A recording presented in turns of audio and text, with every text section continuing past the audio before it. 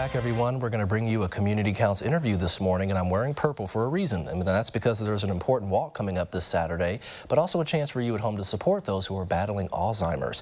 So we've invited a chairperson for CU's Walk to End Alzheimer's this year. We're welcoming Scott Burnsmere in this morning. And Scott, it's been an incredible effort, obviously, over the years that the Alzheimer's Association has worked on this. But firstly, let's start with you. Share your journey and how you were inspired to contribute as a chairperson to this walk. Well, Matthew, thanks for having me in. And my mother and my father-in-law went on a 10-year journey roughly about 2007, 2008, and their journey ended in 2018.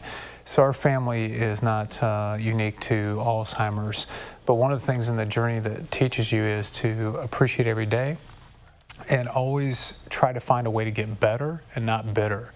And so through the Alzheimer's journey, we've become more tight as a unit, as a family. We were tight before, but we're even unbreakable now. But Alzheimer's as a whole, I became a volunteer because I saw that there wasn't really an end to this disease, and I wanted to help put an end to this disease. Absolutely, Scott. And every step is a step closer to that. Absolutely. We want to obviously support our families as well who are still battling through that. And so we know that there's a walk coming up, but before we get to that too, there's also a unique part of the walk this year. I wanted to touch on the poignant ceremony that's going to be represented this year as well. Talk about what that will signify. Yeah, so that signifies ultimately the journey of Alzheimer's. Right. And as those colors have come out there and the flowers come out, each person signifies that journey and that step along the way, including towards the end, which we're very hopeful for, which is a white flower, which signifies that first survivor.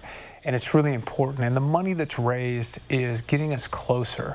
We have what we call is we're in the era of treatment with some significant drugs that are slowing down so that cognitive decline. And so what I feel like is we're getting closer, but we still need a lot of help to get there. And the walk is one way that people can do that with financial support and just being present. And so let's touch on that too, Scott. Before we get there, let's talk about Walk Day. When and where and how people can get involved. Do you need volunteers or do you just need people to participate? Well, I think we need participants at this point. I think that people that want to come out and learn about the Alzheimer's Association, they're more than welcome to tomorrow. They can show up. Our registration starts at 8 a.m. Walk festivities start at 9. We'd love to have everybody out tomorrow at Meadowbrook Park.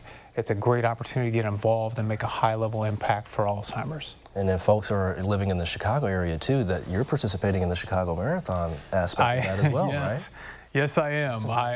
I've taken on many roles as a chapter board member, a key volunteer. Wherever I can feel like it can impact, I'm doing that. But I am running the Chicago Marathon on October 9th.